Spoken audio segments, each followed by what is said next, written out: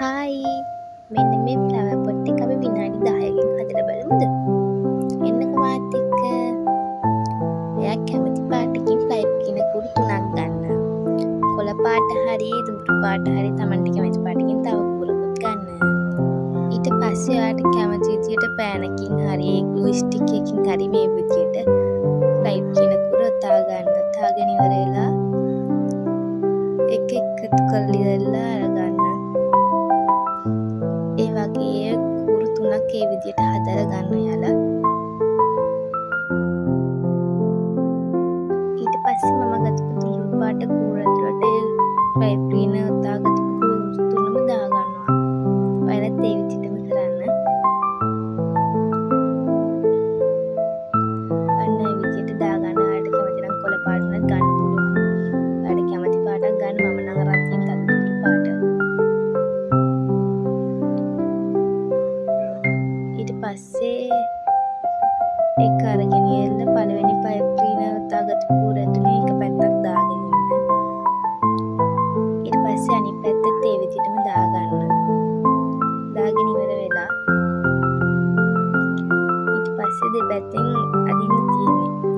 දෙපැත්තෙන් ලස්සනට රවුමට එන විදියට අදින්න.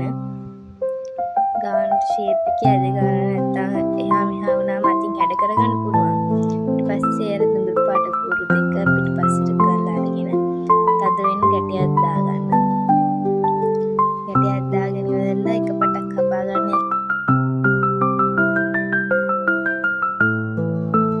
ඒ විදිහට කරගන්න. බලන්න ඒකේ ලස්සන කුඹියක් වගේ මල එන්නේ.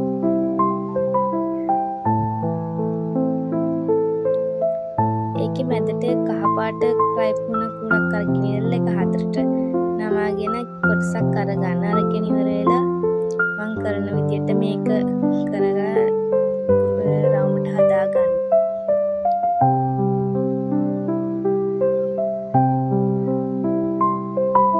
ඔයාලට කැමති පාටකින් ඔයාලා කැමති විදිහට ඒක හදා ගන්න.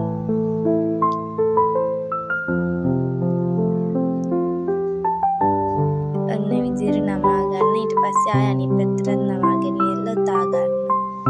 එතකොට ඒක ගැලවෙන්න තියෙන ඉඩ ප්‍රමාණය අඩුයි.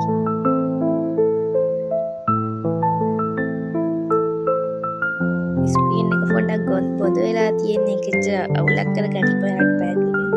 අන්න ඒ විදිහට ලස්සනට තමයි මල එන්නේ. ග්ලූ ගන්නකින් චුට්ටක් තිතක් වගේ තියලා අලව ගන්න. ඒ කහ පාට කොටස. ඊට පස්සේ මෙන්න මේ